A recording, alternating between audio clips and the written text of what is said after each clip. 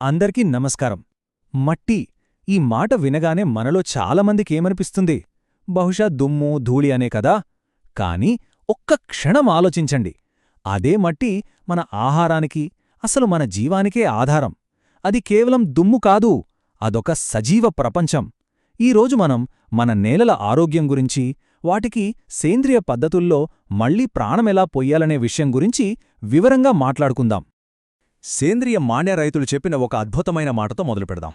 ఆరోగ్యకరమైన నేల ఫ్యాక్టరీలో పుట్టదు, అది ఒక డ్రమ్ములో తయారవుతుంది. అంటే ఏంటి? అసలైన పరిష్కారాలు పెద్ద పెద్ద ప్రయోగశాలల్లోంచి కాదు, రైతు చేతుల్లోంచి, వాళ్ల అనుభవంలోంచి పుడతాయని దీని అర్థం. అయితే ఇంత మంచి మాట చెప్పుకున్నాం కదా, కాని మనమెదుర్కొంటున్న వాస్తవమేంటి? మన ఆహార భద్రతకు పునాది అయిన మన నేలలు ఇప్పుడు ప్రమాదంలో ఉన్నాయి. ఇది ప్రపంచవ్యాప్తంగా విస్తరిస్తున్న ఒక నిశ్శబ్ద సంక్షోభం. ఈ సంఖ్యను చూడండి. ఫుడ్ అండ్ అగ్రికల్చర్ ఆర్గనైజేషన్ అంటే FAO ప్రకారం ప్రపంచంలోని నేలలో 25% అంటే 25% మానవ కార్యకలాపాల వల్ల తీవ్రంగా దెబ్బతిన్నాయి. సింపుల్గా చెప్పాలంటే మనం చూసే ప్రతి 4 పొలాల్లో ఒక పొలం ఇప్పటికే తన సారాన్ని పూర్తిగా కోల్పోయిందని చెప్పాలి. అది దాదాపు జీవం లేనిదిగా మారిపోయిందనే చెప్పాలి. ఇది నిజంగా ఆందోళన కలిగించే విషయం కదా. ఇక ఈ సంఖ్య చూడండి, ఇది మరింత షాకింగ్గా ఉంటుంది. సహజ సిద్ధమైన అడవులను వ్యవసాయ భూములుగా మార్చడం వల్ల ఆ నేలలో ఉండే సేంద్రియ కర్బనంలో ఏకంగా 75% మనం కోల్పోతున్నాం. ఈ సేంద్రియ కర్బనం అంటే మట్టికి ప్రాణం లాంటిది. ఆ ప్రాణాన్నే 75% తీసేస్తే ఇంకేం మిగులుతుంది? ఆ నేల తన ఆత్మను కోల్పోయినట్టే కదా. సరే, ఈ ప్రపంచ సమస్య నుంచి మన దేశం వైపొద్దాం.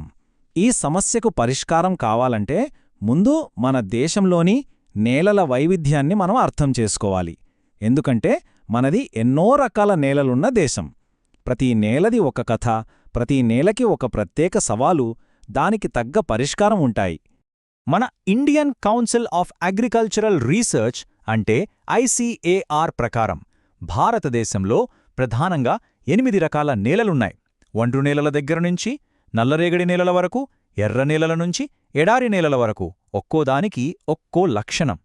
వీటిని మనం కొన్ని కేస్ ఫైల్స్లాగా తీసుకుని ఒక్కొక్కటిగా పరిశీలిద్దాం. సరే, మనం మొదటి కేస్ ఫైల్ ఓపెన్ చేద్దాం. అదే ఒండ్రు నేలలు. మన దేశ భూభాగంలో దాదాపు 46% ఉన్నవి ఈ నేలలే. మరి వీటి సమస్యలేంటి? వాటికి సేంద్రియ పరిష్కారాలు ఎలా కనుగొనాలి? చూద్దాం రండి. ఈ ఒండ్రు నేలల్లో ప్రధాన సమస్య సేంద్రియ కర్బనం చాలా తక్కువగా ఉండటం. మరి దీనికి పరిష్కారం? జనుములాంటి పచ్చిరొట్ట పంటలు వేయడం. ఇవి నేలకు జీవాన్ని తిరిగి అందిస్తాయి. ఇక రెండో సమస్య ఫాస్ఫరస్, జింక్ లాంటి పోషకాల లోపం. దీనికోసం రైతులేం చేస్తున్నారంటే పంట కోశాక మిగిలిన వ్యర్థాలను భూమిలోనే కలయదున్నడం, అలాగే జీవామృతం లాంటి సహజ ద్రావణాలను వాడటం చేస్తున్నారు. ఇదిగో ఇక్కడ చూస్తున్నారు కదా, స్పెండ్ వాష్ లాంటి సేంద్రియ పదార్థాలను నేరుగా పొలానికి అందిస్తున్నారు. మాటల్లో చెప్పినదానికి ఇది ప్రాక్టికల్ రూపం. ఇలా చేయడం వల్ల నేలలో జీవ పునరుద్ధరణ ప్రక్రియ మొదలవుతుంది. సరే, ఒండ్రు నేలల కథ చూసాం కదా. ఇప్పుడు మన తర్వాటి కేసుల వైపు వెళ్దాం.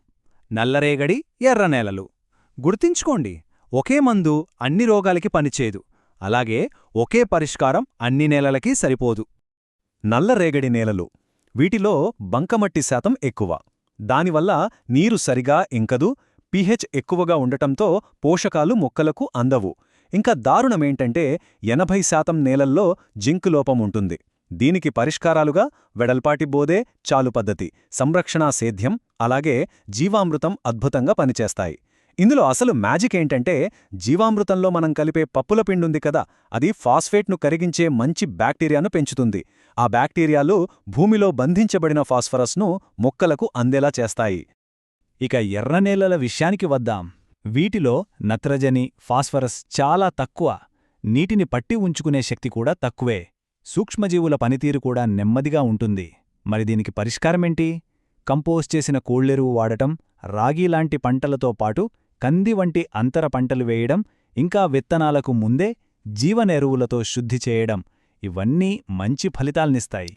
ఇప్పటిదాకా మనం ఒక్కో నేల గురించి, వాటి సమస్యల గురించి మాట్లాడుకున్నాం. కాని వీటన్నింటికీ కలిపి ఒకే ఒక్క శక్తివంతమైన సార్వత్రిక పరిష్కారం ఉంది. దాని పేరు మనం ఇప్పటికే చాలాసార్లు విన్నాం. అదే జీవామృతం. అసలు ఈ జీవామృత అంటే ఏంటి? సింపుల్గా చెప్పాలంటే ఇది పులియబెట్టిన ఒక జీవన ద్రావణం.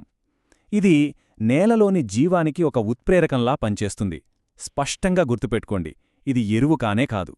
ఇదొక సూక్ష్మజీవుల సైన్యం. నేలలో నిద్రపోతున్న సహజ సారాన్ని మేల్కొలిపే ఒక శక్తి. మన ఆరోగ్యానికి ప్రొబయోటిక్లాగా నేల ఆరోగ్యానికి జీవామృతం అన్నమాట.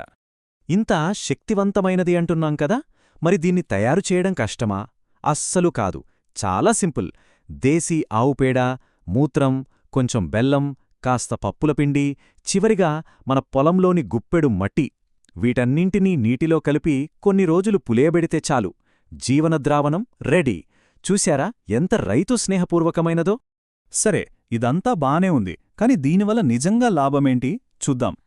రైతుకి ఖర్చు తగ్గాలా? జీవామృతం వాడితే రసాయనిక ఎరువుల వాడకం 25% తగ్గుతుంది. పంట దిగుబడి పెరగాల?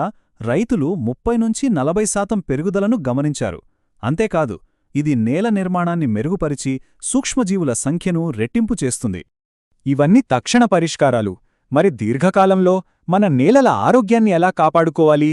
భవిష్యత్తు వ్యవసాయం ఎలా ఉండాలి? దీని గురించి కూడా ఆలోచించాలి. మన అంతిమ లక్ష్యం మృత్తికా ఆహార జాలాన్ని, అంటే సాయిల్ ఫుడ్ వెబ్ని పునరుద్ధరించటం. దశాబ్దాలుగా రసాయనాలు వాడటం వల్ల మన పొలాల్లోని భూమి కింద ఉన్న ఒక అద్భుతమైన సూక్ష్మజీవుల ప్రపంచం నాశనమైపోయింది. ఆ ప్రపంచాన్ని మళ్లీ నిర్మించడమే మన లక్ష్యం. మరి సూక్ష్మజీవుల ప్రపంచాన్ని బలంగా, ఆరోగ్యంగా ఉంచాలంటే ఎలా? దానికొక అద్భుతమైన మార్గం వ్యవసాయ అటవీ విధానం. అంటే పంటలతో పాటు చెట్లను కూడా పెంచడం. కేవలం ఒకే పంట వేయడంతో పోలిస్తే ఇలా చెట్లతో కలిపి వ్యవసాయం చేయడం వల్ల నేలలో సేంద్రియ కర్బనం, నత్రజని, ఇంకా ఎన్నో ముఖ్యమైన పోషకాలు గణనీయంగా పెరుగుతాయి. ముగించే ముందు ఒక్క ప్రశ్న. నేల మన జీవానికి, మన భవిష్యత్తుకి పునాది అనంటున్నాం. మరి మనం పటిష్టమైన పునాది మీద మన భవనాన్ని కడుతున్నామా, లేక కుంగిపోతున్న ఇసుక మీద కడుతున్నామా?